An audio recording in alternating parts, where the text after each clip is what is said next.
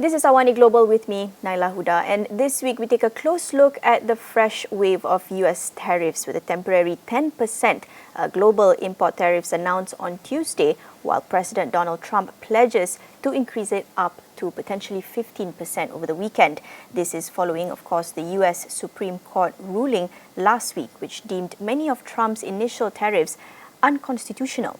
In this episode, we want to unpack what this all means for the global economic uncertainty and particularly looking at this part of the world and Malaysia. And joining us to unpack some of these concerns surrounding the new wave of tariffs, we have joining us Dr. Deborah Elms, Head of Trade Policy at the Hinwick Foundation in Singapore. Thank you so much, Deborah, for joining us again. I believe the last time I spoke with you, that was the first wave of tariffs sometime last year, and here we are again. Just some of your overall thoughts on what's been happening lately and whether we can expect 2025 to happen again this year. I think we may look back with fondness, actually, on 2025 as a relatively stable period compared to what I expect to happen in 2026. Not that I want to panic everyone in February, but I do think that this is going to be a very turbulent year vis-a-vis trade with the United States. That's partly because, as you just mentioned, Donald Trump's initial tool that he used to impose tariffs on most of the globe was declared unconstitutional. He has instead reached for an alternative, very old tool that is temporary. So it is now in place for up to 150 days.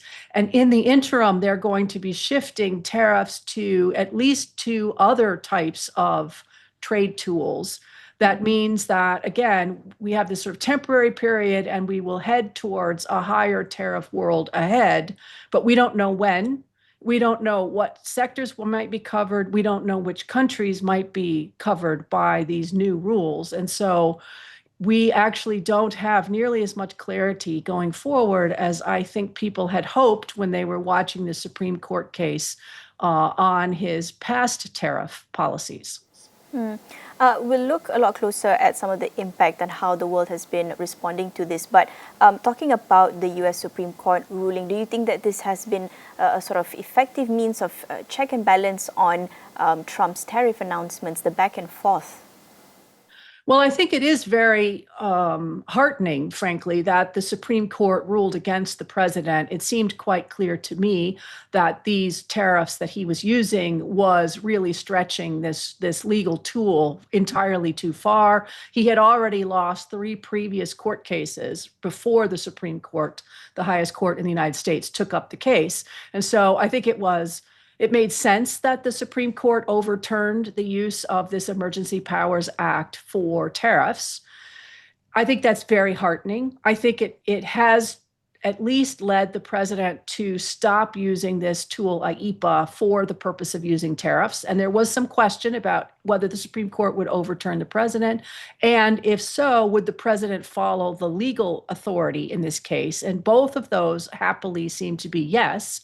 But now, again, we're in this interesting period where the use of other tools, which may or may not be legal, are now on the table. And again, the turbulence in 2026, I think, is going to continue despite the positive news, in my view, that came out of the Supreme Court last week. So what have been some of the more immediate impact that we've been able to see in the US as well as around the world in the global economy at large? Well, the tariffs for the United States on imports into the United States had been at roughly 2% before Donald Trump took office about a year ago. Those then escalated to almost 17%, depending on who's counting. And now, as of today, we are back at 10% roughly by global standards. So I think that you can see the changing tariff policies over the last few months. And that, I think, is unusual. That has led, no surprise, to changing patterns of trade because you've had tariffs, again, go from 2 to 16 and back down to 10. that has led companies to source differently or to not send things to the United States or to send products to the United States from manufacturing locations that were different. And so we have seen trade disruption over the last year or so, and I expect that that will continue. No surprise, prior to that, we hadn't had a lot of conversation about tariffs, and now suddenly, tariffs are on everybody's agenda. What do you think is the likely impact on ongoing trade deals? We know there's a lot that's being negotiated between the US and the European Union, for instance. What's going to happen then? Well, the United States is trying to argue that the trade deals that they have signed, somewhere there, we have a variety of these. Some of them are just at the framework stage. Some of them are interim agreements. Some of them, like the one the United States signed with Malaysia, is assumed to be a final agreement. So this range of deals all have different commitments in them. They include something called a reciprocal tariff level. For Malaysia, it had been set at 19%. It also includes commitments by Malaysia to give zero tariffs on a lot of US exports to Malaysia, or in the case of other agreements to the US bilateral trade partner, but also a lot of other commitments, including things on exports and export security issues, sometimes issues on standards, new treatment potentially, depending on the agreement, on agricultural exports or agricultural imports. So there's a lot of stuff contained in these agreements, and the US is trying to argue that it all remains unchanged despite the Supreme Court ruling. But you might imagine that some of the US trade partners are asking whether that's true. Is the agreement still as it stands? The answer seems to be no, because that headline number of reciprocal trade tariff rates have now dropped from, in the case of Malaysia, from 19 to 10%. It's unclear how long that will last, but if the US moves to a new set of tools, does that mean that Malaysia is capped at 19%, or could these other trade deals result in higher or lower tariffs for Malaysia? Remains to be seen.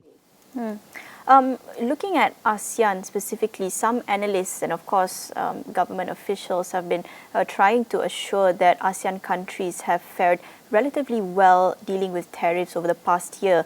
But with growing uncertainty this year, as you said, where does this leave ASEAN member states? We've seen some of ASEAN member countries having some sort of trouble trying to put up this united front in negotiating the tariffs under the Malaysian chairship. Do you think that they'll have just as much challenge this year?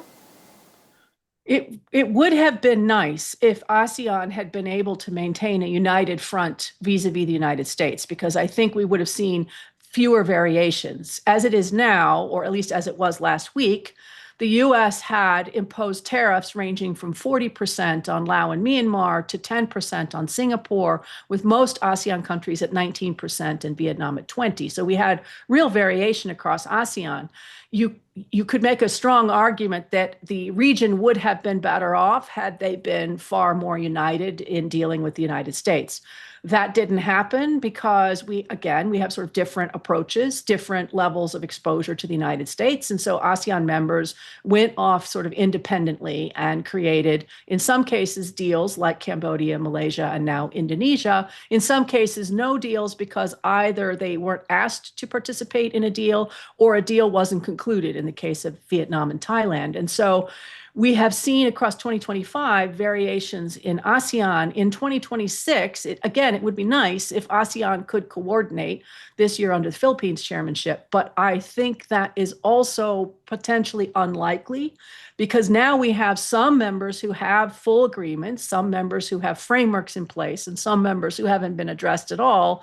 And so just like last year, we have differential tariff approaches and differential commitments vis-a-vis the United States. It would be hard to now come together and have a unified approach by the region to the United States, even if in a sort of hypothetical world that might have turned out to be better for the region as a whole. Looking at Malaysia specifically, as you mentioned, there's this uncertainty, of course, specifically with the number of tariff or the percentage that's been set.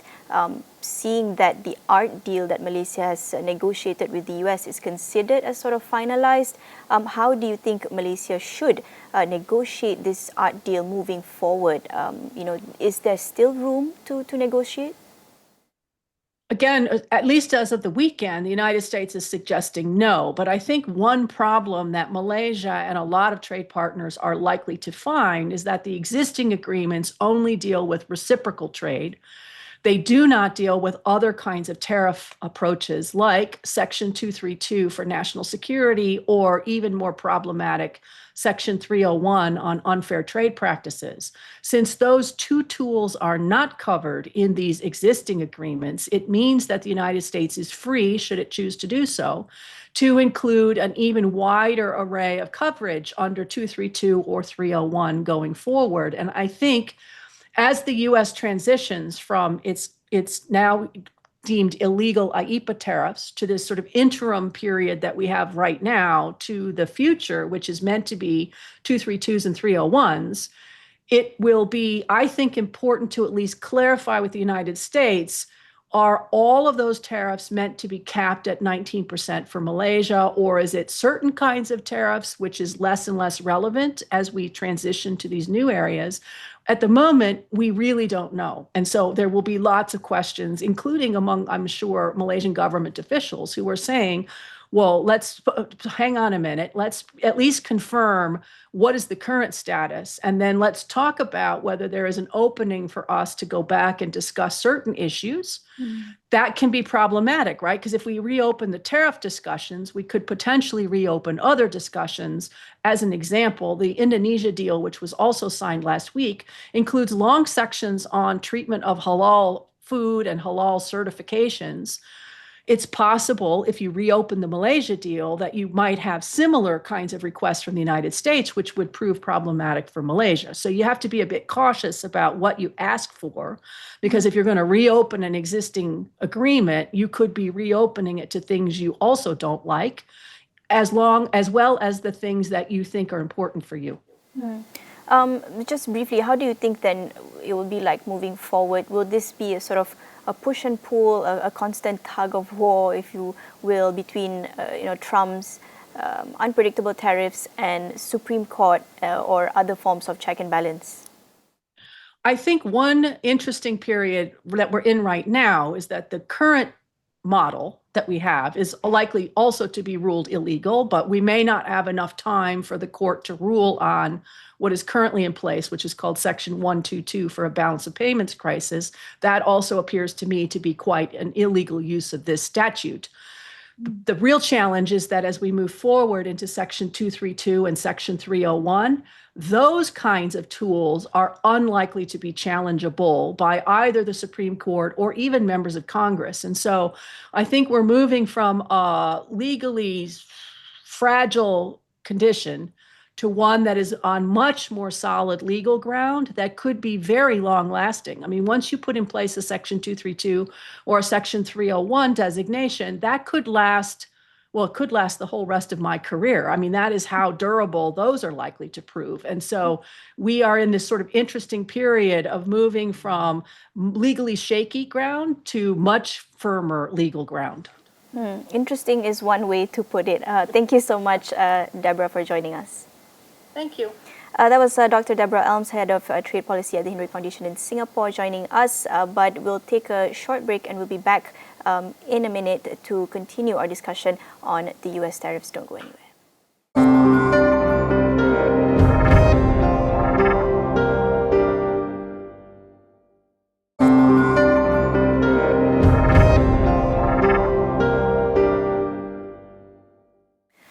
We are back on AWANI Global, still looking at the fresh wave of US tariffs following the US Supreme Court ruling last week, deeming most of Trump's tariffs or initial tariffs unconstitutional. But Trump this week has announced a temporary 10% global import taxes, potentially raising it to 15% over the weekend. And of course, uncertainty and this unpredictability is what we want to talk about. Joining us now, we have Dr. Juita Mohamad, Senior Lecturer, Department of Economics, University Malaya. Thank you so much, Juita, for joining us again. I believe not much difference since the last time we spoke in terms of this uncertainty, this worry, this anxiety looming over the global economy. But before we get into the doom and gloom of it all, just some of your overall thoughts on the new announcement on the tariffs and what the Supreme Court has been trying to do, I guess, in trying to keep a check on Trump. What do you think? So I think this fresh waves of tariffs and also the US Supreme Court ruling has reintroduced a significant degree of uncertainty into the global trade. Unfortunately, um, it hasn't made things more certain for trade partners like Malaysia, which has signed on to the art framework with a tariff cap of 19% for most products.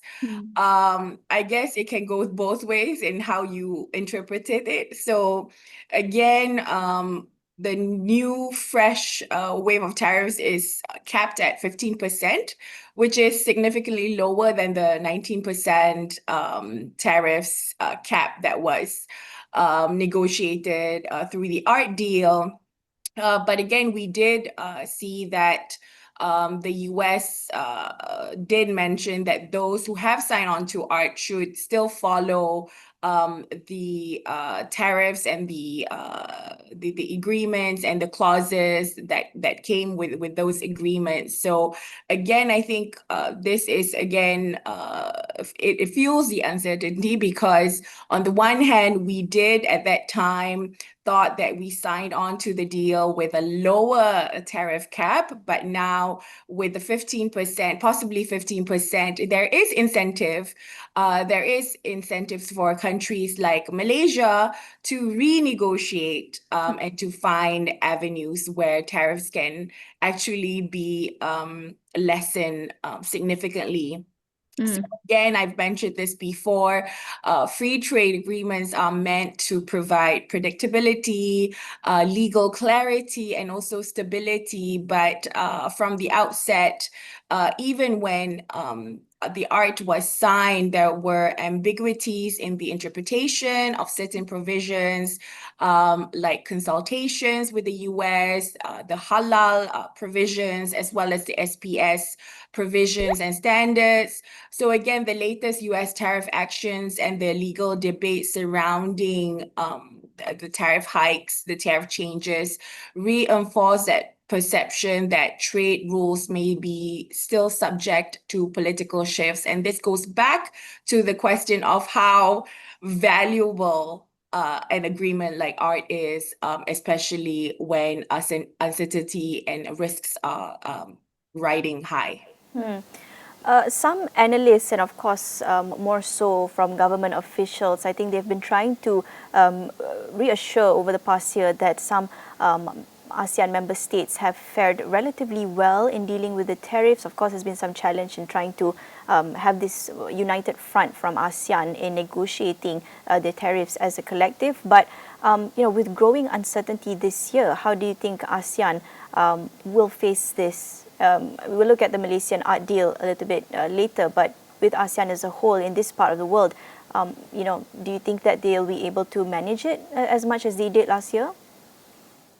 So I think for countries like Malaysia who have signed on to the art deal, I think again there are grounds for renegotiation and for clarification. And here I think there's ground for bilateral talks to happen soon. If the Prime Minister of Malaysia was going to go to the US, I think this would be high on his agenda.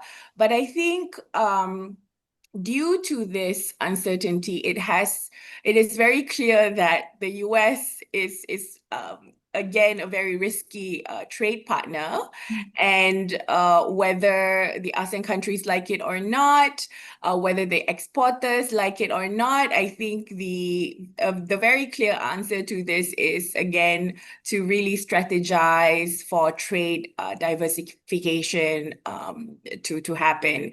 I think in the last year, preemptively, countries like Malaysia, we've signed on to new trade deals. We have reviewed and upgraded existing free trade agreements. I think also to to minimize this risk of trade wars with the US. But I think now, even with the Supreme Court ruling, even with FTA still in place, you can see that uncertainty is still very high. So with this, I think more exporters will now see, we cannot wait for the next round of tariff introduction. I think it's time for us at the ground level, at the firm level, to strategize and to shift away from the US market as its sole destination market, if it hasn't done so. So with the Malaysian art deal, earlier we were speaking with Dr. Deborah as well, and she also, pointed out the sort of confusion about the number, and the different perspectives about the art deal as well. From the US perspective, it seems that the art deal is considered finalized, but if there is room to negotiate, there should be this sort of incentive, as you said. So what do you think? What do you make of this? Is there room to negotiate? Do you think that Malaysia rushed into it in the first place? So again, free trade agreements are supposed to provide incentives, where it could be incentives usually is in the tariff terms. But if you've signed on to a trade deal which offers a higher tariff rate from the other normal countries who haven't signed on to these trade deals, I think we've got the shorter end of the stick, unfortunately. So again, this is very clear to me that free trade agreements are supposed to give you benefits. So then the question is, would it be an even bigger incentive for Malaysia not to sign onto the art deal, again, because of the differences in tariffs? So because of this, and again, there are changes in the introduction of tariff rates globally, I think there is ground for Malaysia to again reach out to Washington to ask for not just clarification, but this is grounds for renegotiation possibly. How do you think Malaysia should navigate this moving forward? Do you think there are some lessons to be learned from perhaps neighboring countries in ASEAN? Indonesia has been trying to manage it on its own as well. Do you think that there's some lessons to be learned there? So again, for Malaysia, we are in a relatively advantageous position because so far there's no deadline for ratification given by Washington, and our cost and benefit analysis is still ongoing. So I think it was supposed to be for 6 months, but it may be extended to a year. So this means that we now have the time to, number one, scrutinize the implementation clauses carefully. It's not just about reading the clauses, it's about how we're going to implement it.